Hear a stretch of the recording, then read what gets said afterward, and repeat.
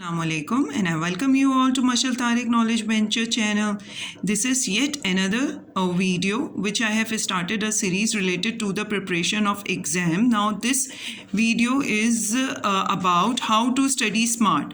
Now step number 1 is to self-analyze yourself. Firstly we have to start with ourselves in order to know ourselves better and quicker. So what are the points that you need to keep in your mind before planning or start your preparation for your exam or anything? Even if you want to start reading a book or learn your syllabus or revise your syllabus, so you need to know something about yourself. Okay, now what is your study pattern? Some students can study for hours and hours continuous, or some students have very short span of time.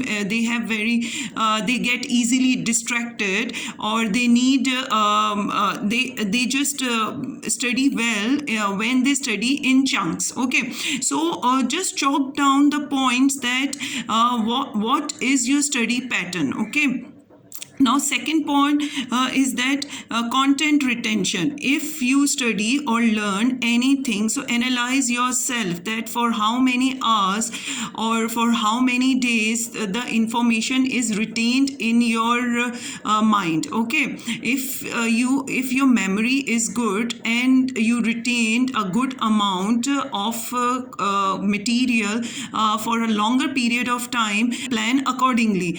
And on the other hand, if you need more revision or more quick reviews in order to maintain your study pattern, so you will plan according to that. For those students who find problem in retaining their content for longer period of time, so they need to plan or add quick revisions in their plan. Okay, now this self-analysis will help you to plan your study for your exam, even for your quiz, or even for your semester at the beginning of your semester also. If you are planning well ahead of time, so you will not be piling up or going into stress just at the time of your exam. So you can also go for the SWOT analysis. Now what is the SWOT analysis? SWOT analysis is basically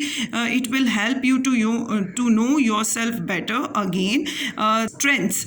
S stand for strengths. So you will come to know about your strong points and weaknesses and opportunities. You can lay down the points that what are your aims in your future, or even if you are planning to study, so what is the aim that you are going to achieve at the result of your study or exam. Now threats are the points that you need to include in order that hurdles that you can expect or the risk you can expect while achieving your goals. Okay, now what is the step 2? The step 2 is that you need to stay determined.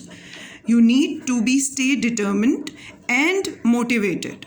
Motivated means that once you know your opportunities and threats, you should not let your threats overcome your strength, okay, or opportunities, as well as you cannot let weaknesses to overcome your strengths. So you need to stay determined and motivated.